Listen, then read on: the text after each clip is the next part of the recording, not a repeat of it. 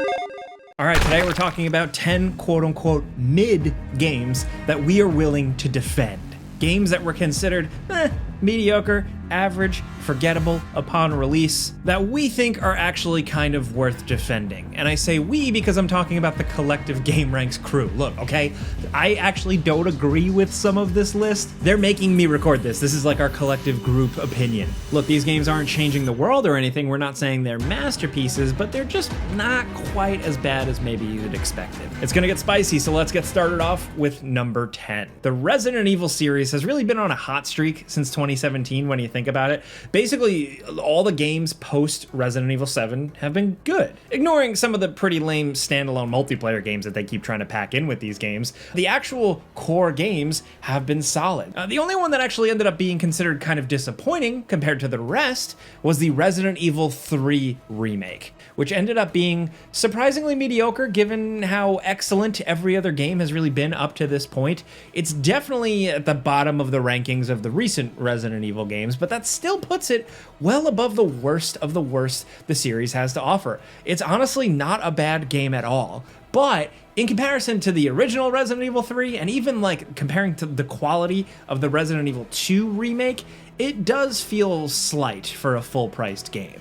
They cut out pretty significant chunks of the original game and didn't end up replacing it with a lot. And the promise of an even more intense stalker feels like it never really materialized. You'd think that Nemesis would be this pumped up version of Mr. X from Resident Evil 4, like he was in the OG Resident Evil 3, but instead, he's kind of relegated to set pieces and boss fights only, so they don't even really capitalize on the one feature that made the original so unique.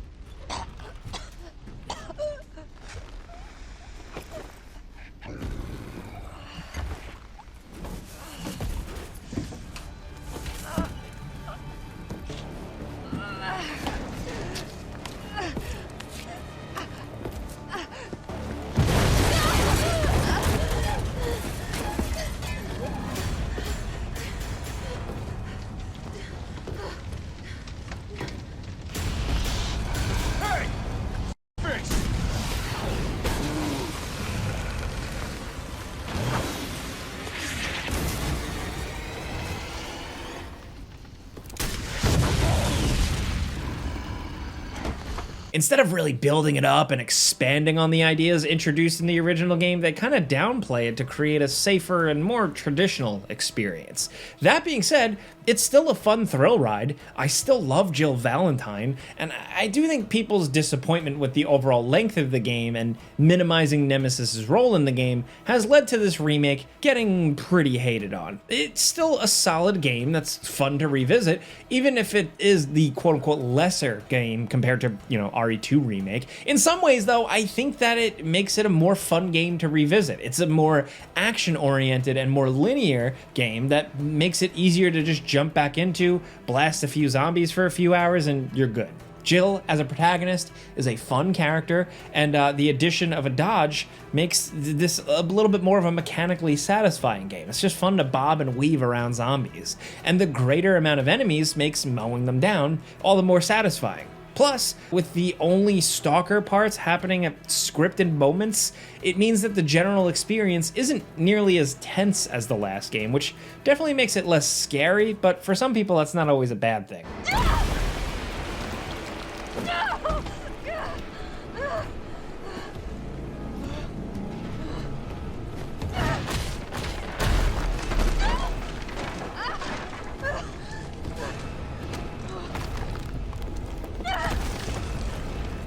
Look, yeah, it's the most middling game of the entire post-Resident Evil 7 lineup. There's no doubt about that, but I still think this one is a lot of fun. The glow-up they gave to Carlos is enough to justify this remake's existence. Who are you? What are you doing? My name's Carlos, and I'm saving you. Come on, let's get you someplace safe.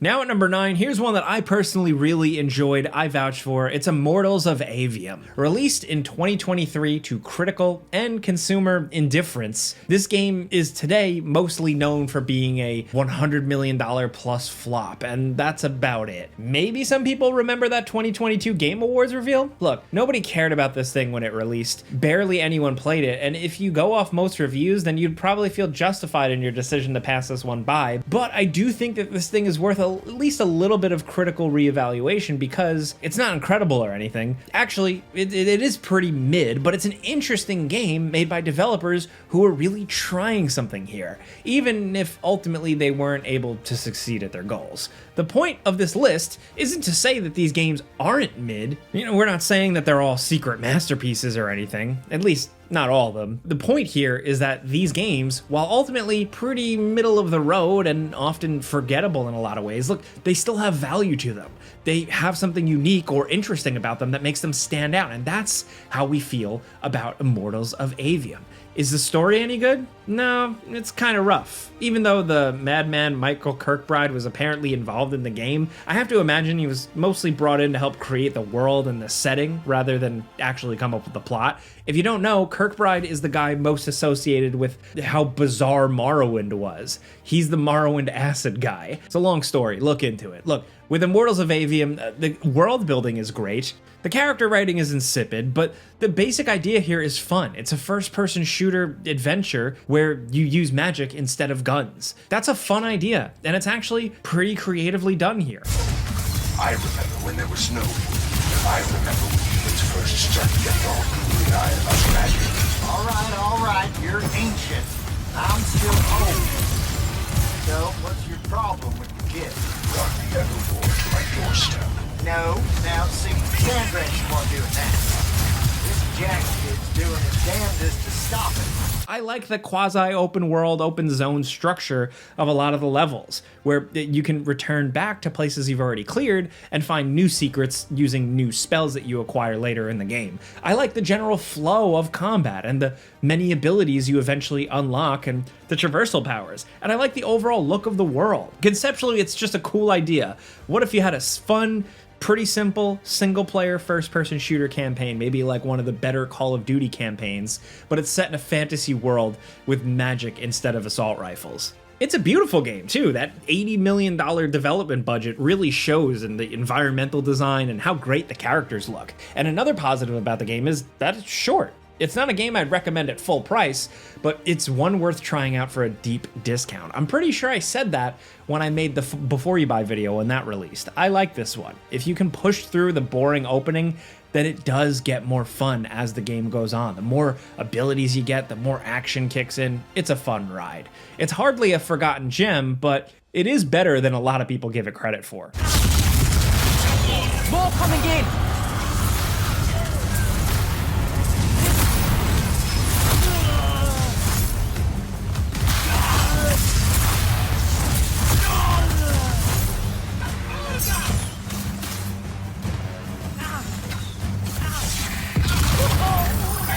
Hold your ground!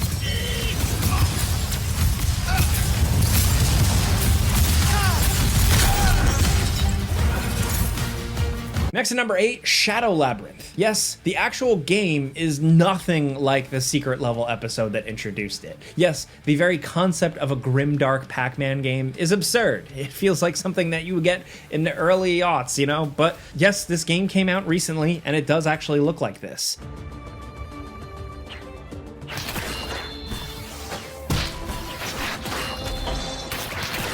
Unfortunately, every area looks like someone downloaded a bunch of textures off Shutterstock and then kind of clone brushed their way to make a Hollow Knight ripoff. The game is often ugly, and the combat mechanics are very basic and not very satisfying to control. Still, there is something about Shadow Labyrinth that keeps it from going directly in the garbage. It's generally well-paced, and even though the areas are all pretty ugly, it's a fun game to explore. The Pac-Man mechanics, like the walls that transform you into like an auto-scrolling Pac-Ball eating pellets, is so weird, but still fun.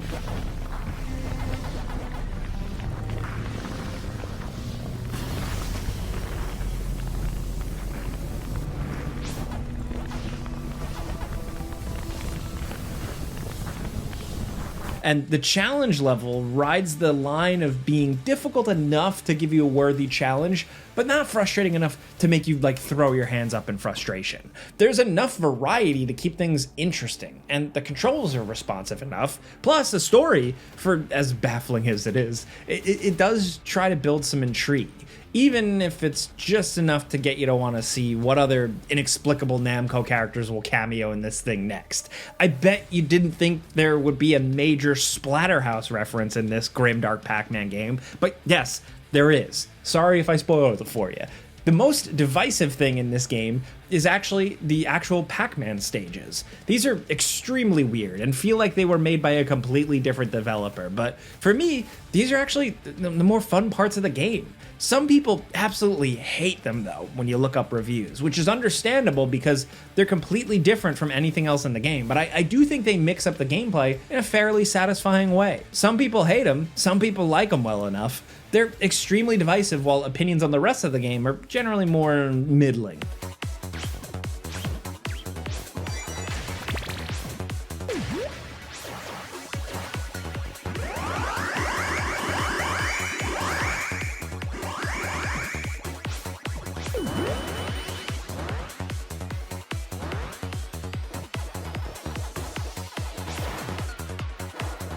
Ultimately, I do think the good outweighs the bad, and this weird-ass game deserves a little more attention. It's far from perfect, actually, like it's far from even being great, but it's interesting, and if you're the type of gamer who can tolerate a whole lot of jankiness to experience something kind of weird and unique, then maybe it's worth checking out.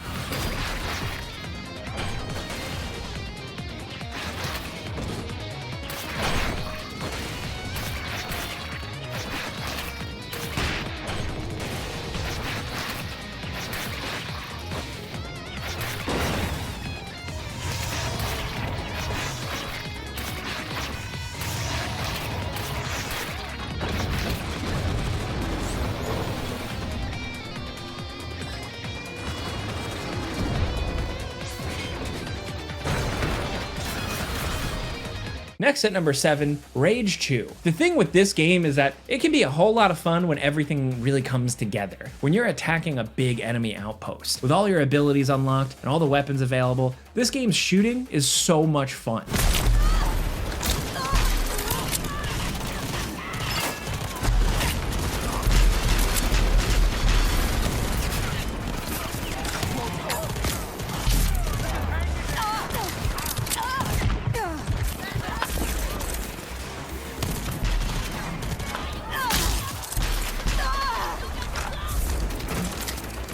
The problem is that this scenario just doesn't happen that often. Most of the game is spent wandering around a pretty barren open world, collecting boring resources and exploring uninteresting hotspots that only ever have like a small handful of little enemies that you can kill pretty quickly. The thing that actually makes the game good, the combat, when it's firing on all cylinders, it practically gets sidelined in its own game. It's a bizarre decision that holds Rage 2 back from its true potential. But the fun parts do make the game worth it if you're desperate for proper old school shooting action in a kind of open world game.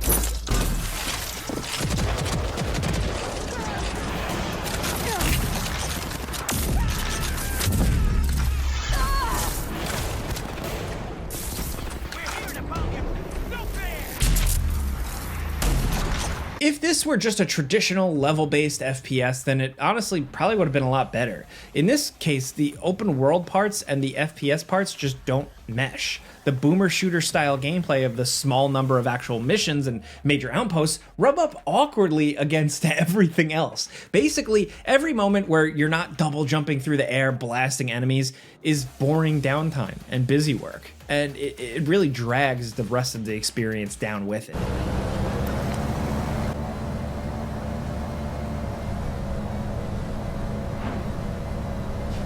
So it's a severely flawed game, but I still have a soft spot for it because the parts that are good are very good. It's just a shame that they're spaced so far apart.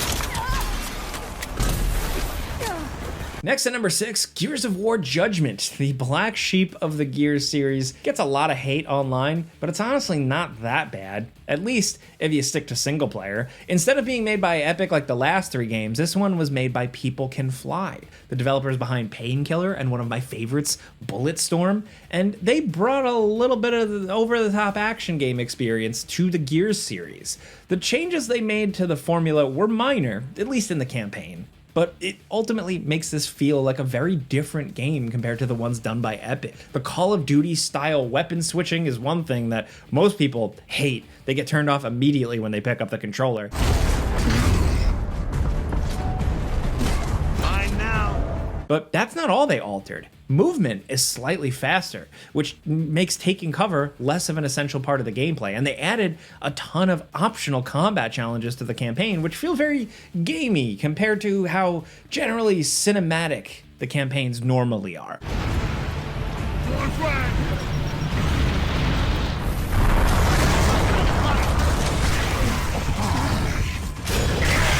Bring it on.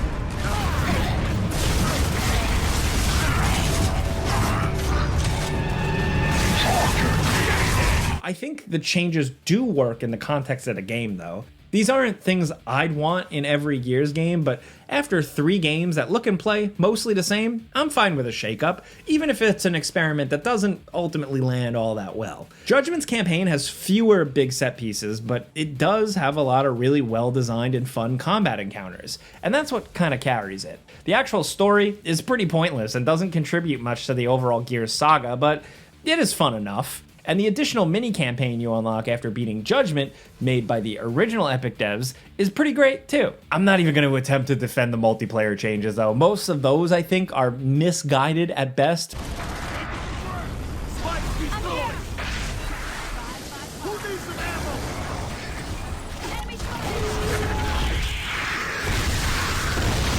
But just looking at the campaign, I think Judgment is fun enough. It's far from the best Gears game, but it's also not the worst. Being a pretty good Gears is still technically a fun time. And I think that speaks to the power of the original gameplay formula, started with the first game. You want some?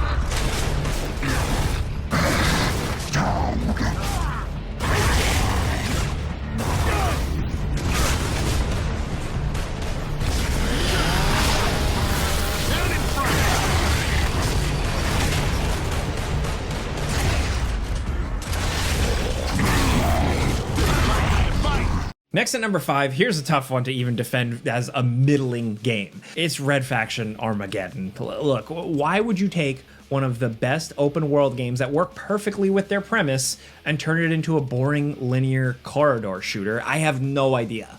With other games, we'd all be celebrating the return to a more linear structure. But Red Faction Guerrilla really elevated the series in a big way. Like, the destruction worked because it was an open world game. It made it better and more satisfying because you weren't just damaging a bunch of random junk that you were just going to walk past anyway. You were having an actual permanent little effect on the world, and the sandbox style of the destruction made you think about how you would destroy things. Now, why they would take that incredible destruction technology and then just confine it to mostly caves for an entire game is a decision I will never understand. This is unquestionably a worse game than Red Faction Guerrilla. It's just not nearly as fun. But it still has its merits here and there. It's not a complete flop. There is still some fun to be had here. The additional powers you unlock are fun, and I like that you can regenerate destroyed structures with your glove thing.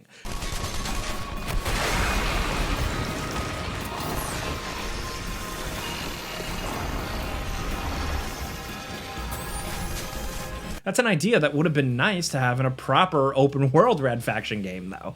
Maybe the technology just wasn't there yet, and their destruction tech just couldn't go any further on current hardware if it remained open world, or maybe they just didn't get the best budget this time around to pull off the open world that they wanted. I have no idea what the story behind this game is and why it turned out the way it did. It's a game that's all could haves and should haves. But if you look at just the game as it is, then it is still technically fun. The destruction is still there, and in the abstract, it's just as satisfying. You get some bigger, crazier weapons and fight off massive swarms of aliens, which can be occasionally entertaining, even if the aliens do get old after a while. There's a lot of flaws, and there's no getting around the fact that it is in many ways just Red Faction Guerrilla, but cheaper and worse.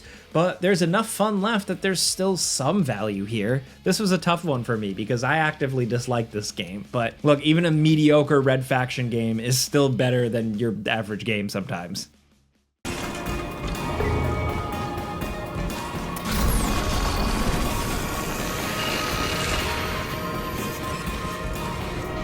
Now at number 4, AI Limit. We've gotten a pretty good selection of Souls-likes this year in 2025, but the one that sticks out as the most interesting is also unquestionably the most mediocre. On the surface, AI Limit looks like it's just another Souls game with a whole lot of Nier Automata smeared on top, and yeah, that is pretty much exactly what it is. But the fundamentals here are better than you'd assume.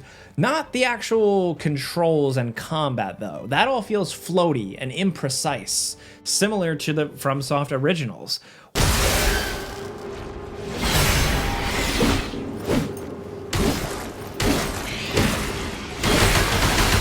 What actually makes this game hold up is the quality of the level design and the sprawling nature of the world. It's not pretty, it's often barren and low quality looking, but there are some striking vistas once in a while, and the amount of secrets hidden all over the place are actually pretty satisfying to discover. This is a game that really encourages you to go off the beaten path, and there are actually cool things to find, like secret bosses and unique encounters. There's a lot of variety in the types of enemies you fight and the ways you fight them. It's a game that seems to be made by a team of well-meaning and excited people. Like, look, they might not have the money or the time or whatever to make something purely cutting edge. Like, it's not up there with the greats in the genre, but they know what we want to see in Souls-like games and they go for it. It's a game that's actually a lot better than first impressions might lead you to believe.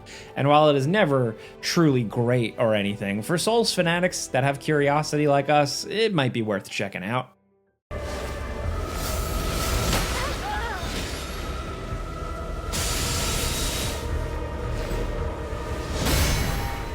Next at number 3, here's a good one, Bioshock 2. The sequel that no one asked for, made by a developer that isn't Irrational Games, behind the original Bioshock.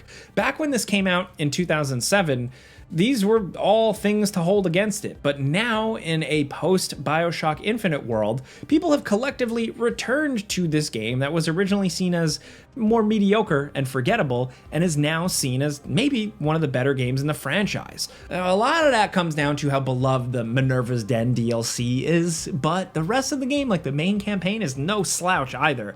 A lot of things about the game aren't quite as punchy and memorable immediately as the first Bioshock, but this game does manage to continue the ideas from that game and evolve them in some pretty clever ways. You're playing as a big daddy. It's weird. It sounds like a gimmick, but the more powerful weapons are pretty satisfying to use. The level design is solid, and the story actually gets pretty interesting near the end as well. I think not enough people finished it. The problem is that the game starts off pretty slow. Like, the first few levels just don't have that intrigue and mystery that the first Bioshock did. That original Bioshock still has one of the best openings of all time. You can't beat it. It can all feel very been there, done that with Bioshock 2, but I do think that ultimately the game is a fairly worthy successor to the first. It just takes longer to get to that point. The Little Sister defense missions are not that great, but at least they're also optional. You can skip them if you want. Other than that, it's just a solid game, which at first might seem like a downgrade after the first game, but if you look at the overall package here, it really does stand up next to the original in a lot of ways. The multiplayer was completely unnecessary though. I still can't believe we even got that mode. Why that exists, just what a time. I look at Bioshock 2 very much like Batman Arkham Origins, where it was a new game in the series, but made by different people, and it felt a little different, but its heart was in the right place, and despite it getting a lot of hate, it's actually pretty cool.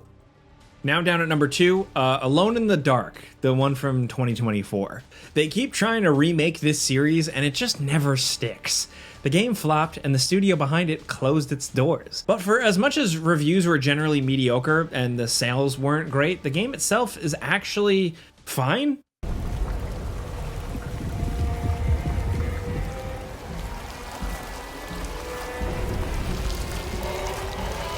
It might be one of the better games in this series, because the series has a lot of rough spots, but still, look, it's flawed for sure.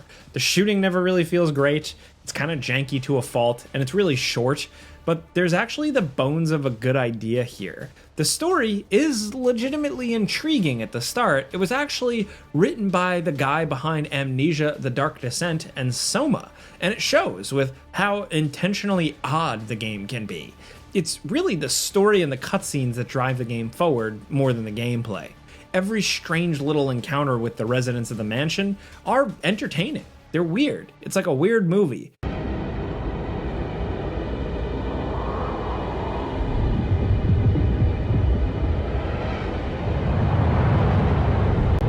Puzzles are pretty fun too. It's just a shame how incredibly short the game is and how lacking the actual gameplay, like the survival horror shooting mechanics and combat really is. Still, it does something every good survival horror game should do, and it has multiple endings to encourage multiple playthroughs. It also just does a really good job in terms of environment design. The haunted mansion you explore through this game is really cool and really detailed. Still, it's ultimately not a very good game.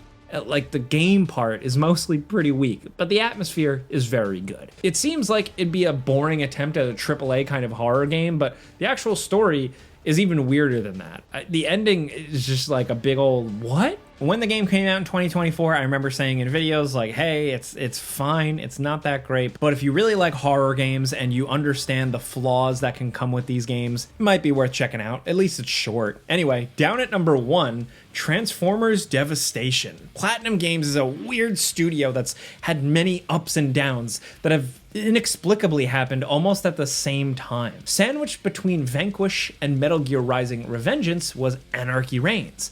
Another game that some of us here have a soft spot for, but it's definitely one of the lesser games in their catalog. Post 2014 was some of the toughest years to be a Platinum Games fan. Sure, look, they put out Bayonetta 2, but then there's also Legend of Korra, Star Fox Zero, and what would normally be like the linchpin of their entire catalog if Babylon's Fall didn't exist, that little game called TMNT Mutants in Manhattan. Their Activision license years were rough, but if there was one bright spot in all the low-budget slop, it was actually Transformers Devastation. It's easy to dismiss this game as yet another in a line of crappy licensed games that they put out, but this one, above all others, actually holds up the best. It's definitely cheap. You can just feel it when you play the game, but it's still got that platinum charm. The combat is 100% on point, and the ability as a Transformer to transform mid-combo is ridiculous, but also inspired. Imagine playing a game where you're beating up bad guys as Optimus Prime, and you can do a sweep kick, but when you do the sweep kick, you turn into a truck.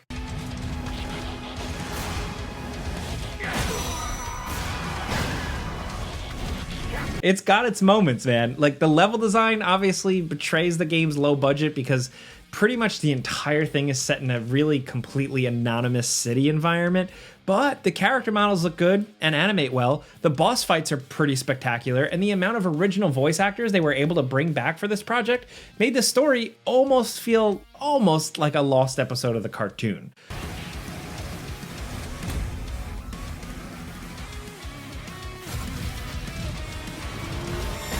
Optimus, this calls for all our tricks. The lack of major set pieces does hurt it, and it is really short, but moment to moment when it's firing on all cylinders, then the game just works. And it reminded us in the dark days of 2015 that the platinum combat magic wasn't entirely gone. But hey, those are 10 mid games that we are willing to defend. Not games that are going to change the world or anything, but just not as bad as you maybe initially expected. This is a fun type of video to make, and you probably have a lot of opinions. You probably have your own picks for games that were considered middling or mediocre, but you want to defend them, so let us know in the comments. Hit us up. If you like this video and you like talking games with us every day, clicking the like button's all you got to do. It really helps us out. And if you're new, consider subscribing, maybe hitting that notification bell, because we put out videos every single day. But as always, thanks for watching, and we'll see you guys next time.